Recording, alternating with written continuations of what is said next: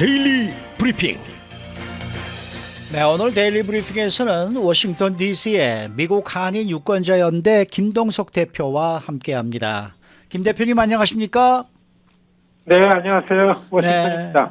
자, 오늘 27일부터 이 한인 유권자연대 연례 컨퍼런스가 열리는 것으로 알고 있습니다. 준비는 잘 되고 있습니까?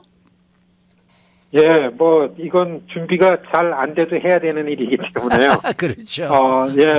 말씀하신 것처럼 잘 되지는 않죠. 왜냐하면 워싱턴, 특히 우리야 유권자 입장에서 하니까 의회인데요. 예, 네. 그 선출직들이 모여있는 의회 정치인들을 좀 움직여보는 일인데, 아하. 이 미국 의회가 지금 엉망이잖아요. 네.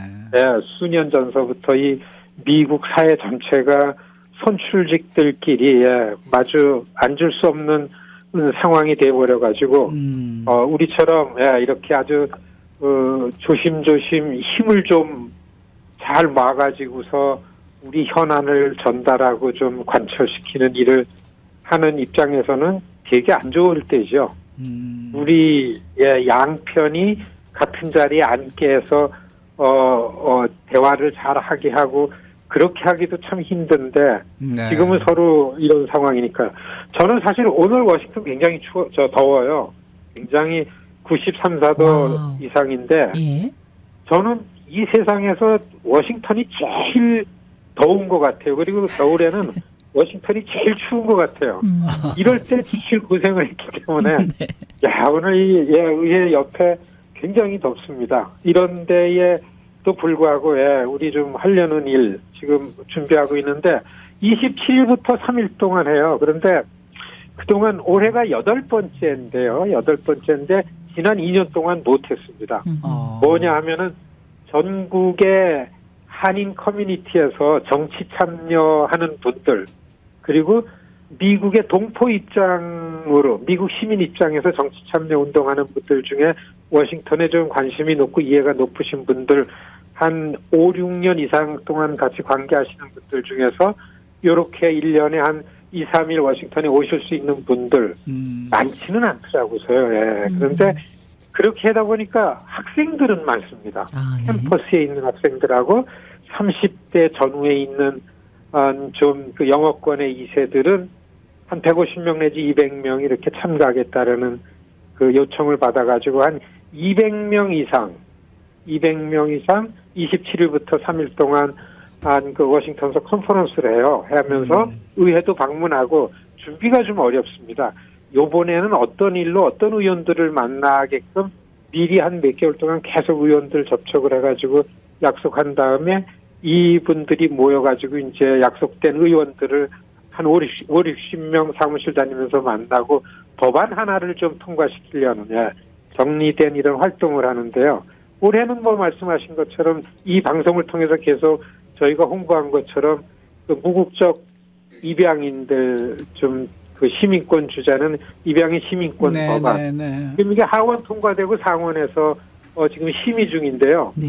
아주 숨죽이면서 키펄슨 아주 그 결정권자 의원 눈치를 보면서 조금씩 문도 두드리고 의견도 내고 좀 그러고 있습니다. 요거를 좀 올해는 집중적으로 하는 일. 그 다음에 하루는 이제 의회 내에서 우리가 그동안 네트워킹 해놓은 가까운 의원들 모시고서 그 갈라 디너를 하면서 이제까지는요. 저는 사실 이 LA 한인 커뮤니티에다가 이제까지는 우리가 워싱턴에 와보니까 우리가 뭔가를 할 수 있으려면 제일 중요한 게 결집입니다. 결집된 한 목소리인데 이 결집이 정말 어려워요. 좀 성과를 내면 이 한인 각 커뮤니티가 다 그렇지만은 좀 이런 성향이 있습니다. 너만 하냐 나도 한다 이런 거. 그래가지고 5, 6년 하다 보면 나중에 결론은 결집이 돼야 되는데 그때 그러지 말고 그 일에 보탰어야 되는데 이런 후회를 많이 하는데 지금도 이 결집이라는 걸 돼야 되는데 그러니까 한인 동포 사회에 이견이 없는 서로 반대가 없는 사안을 가지고 그나마 결집을 시켜서 하는 일. 그래서 요번에는 입양인 시민권 법안 특히 LA의 우리 한인 동포 사회는 이렇게 어떻게 하면은 한인 동포 사회가 여기 2세 그리고 또 3세를 위해서 정치적인 힘을 만들어내는 데 있어가지고 어떤 입장에서 어떻게 결집을 시킬 수 있을까라는 데 좀 더 진지하게 생각하면서 관심을 갖고 성원해 주시기를 좀 부탁드리면서 말씀을 드립니다. 네.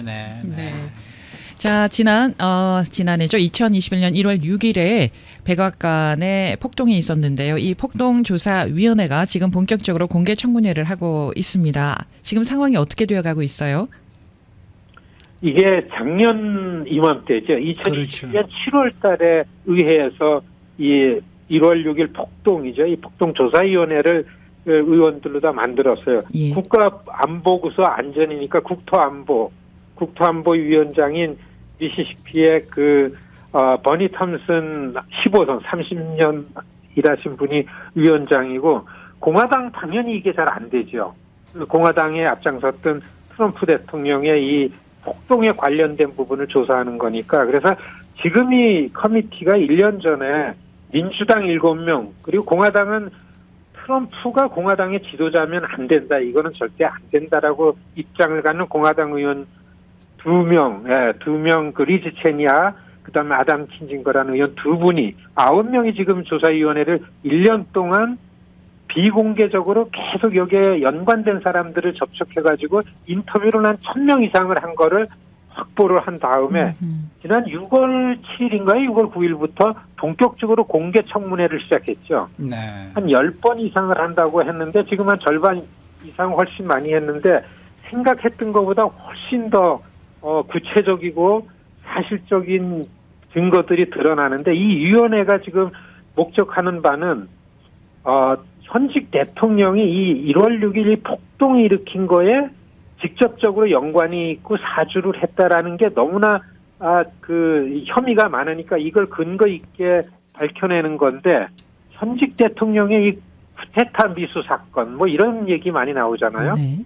이게 점점 갈수록 실제적인 증거가 있게끔 나오고, 이렇게 공개 청문회 하는 데에는 오히려 트럼프 가까이서 이 일을 서로 모의하고 한 사람들보다는 아주 애국적인 중하위직의 공무원들을 잘 케어하고 용기를 주고 그동안 해가지고 이렇게 공개 청문회에 나오게 해가지고 아주 설득력 있는 그 증언들이 나오기 시작한 게 지금 트럼프 대통령을 좀 초조해지고 있는 부분이 보이죠.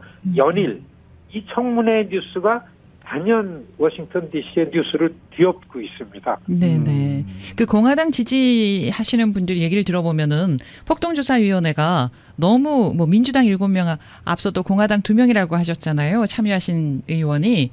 이렇게 되면은 당연히 트럼프 대통령에게 불리한 조사 내용이 나오지 않겠냐, 이런 얘기들이 나오고 있는데, 더더구나 그 공화당 2명도 지금 네. 반 트럼프 그러니까요. 의원들이거든요. 네네. 이렇게 되면은 당연히 트럼프 전 대통령에게 불리하다, 이런 얘기를 하는데, 이 부분에 대해서는 어떻게 우리가 이해를 해야 할까요? 사실 지난해 7월 1일 낸시 펠로시 의장이 의회가 공격당했으니까 초당적으로 뭐가 진실인지를 밝혀야 된다라는 조사위원회를 꾸릴 때에 공화당 대표인 그 케빈 메카시 보고 공화당에 여기에 참가할 의원들을 추천을 해달라 그랬을 때에, 그때에 이 케빈 메카시는 트럼프의 영향력이 굉장히 크니까, 그런 이유도 있어가지고서 그 안에 지금 들어와 있는 이 리즈 첸이라든지 아담 킨징거 같은 분들이 아니고 아주 트럼프 측근들로다가 추천을 했었어요. 그러니까 네.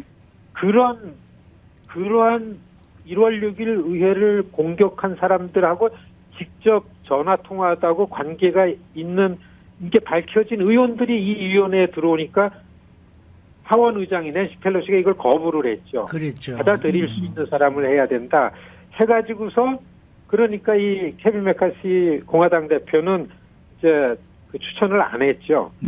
그 중에서 공화당에서 이제 여기에 인벌브된 분이 지금 2분이고, 그래가지고 좀 이렇게 균형을 볼 때에는 이렇게 좀 편파적으로 조사가 되지 않겠는가. 라는 부분이 있지만 지금 어떻든 이 조사위원회가 활동을 해가지고 내놓는 증거에 의해서 이 분위기 가는 거는 트럼프 대통령이 굉장히 초조해지기 시작했다. 왜냐하면 트럼프 대통령이 그날, 그리고 선거에서 진 다음서부터 어떻게 백악관에서 무엇을 했는지라는 것이 구체적으로 증거 있게 나오기 때문에 트럼프 계열에 있던 공화당 내 지지율들이 좀 느슨해지고 떨어지고 있죠. 그래서 2024년 트럼프가 공화당 대통령으로 다시 나올 건가라는 거를 지금 그게 그 관건인데 그거에 있어가지고 트럼프 대통령 이렇게 기다려서는 안 되겠다. 빨리 2024년 내가 출마한다라는 얘기해가지고 그나마 전국적으로 수많은 내 지지층들을 결집해서 정치적으로 돌파하겠다라는 움직임이 지금 보인다라는 게 뉴스에 나오는 이유가 지금 이 의회에서 밝혀진 정황은 그렇게 되고 그리고 최근에는 트럼프 대통령이 가장 가까웠던 측근들도 아마 이 바게닝, 이 프리 바겐 하면서 아마 증언에 계속 나오기 시작할 거다. 많이 기다리고 있다. 예, 이런 얘기가 나오고 있습니다. 아니 그러면은 말입니다. 이게 만일에 정말 트럼프 대통령이 어떤 잘못을 저지른 것이 확실히 이 밝혀진다 그러면은 어떤 처벌을 받을 수 있는 겁니까? 사실 지금 트럼프 대통령이 정치적인 힘을 유지하는 거는 정치적인 입장, 정치적인 방식 갖고서는 트럼프 대통령이 절대로 정리되지가 않죠. 공화당 내에서도. 다만 지금 엄연히 살아있는 실정법, 법을 어겼는가, 공권력이 기소를 할 수 있는가 없는가, 기소할 수 있는 증거를 밝혀내는 게 바로 이 폭동조사위원회의 목표인 것처럼 보이는데요. 이렇게 기소를 구체적으로 할 수 있는 증거가 나오는가 안 나오는가가 관건이죠. 사실 공화당 내부에서도 미치 매코넬 같은 분은 부정선거 없었다. 승복해야 된다. 바이든이 이긴 거에 승복해야 된다. 그랬다 그러죠. 다른 부분을 얘기하고 있는 거예요. 그거에 대해서 입장 차이가 다르기 때문에 공화당을 보면 공화당 내부에서는 트럼프의 힘 때문에 지금 조용히 있지 내심 공화당이 정상적인 공화당의 모습을 찾아야 되지 않겠냐라는 분위기가 좀 만들어지고 있다. 이렇게 보여집니다. 알겠습니다. 오늘 말씀 잘 들었습니다. 네, 고맙습니다. 네네. 지금까지 워싱턴 DC의 미국 한인 유권자 연대 김동석 대표와 함께했습니다.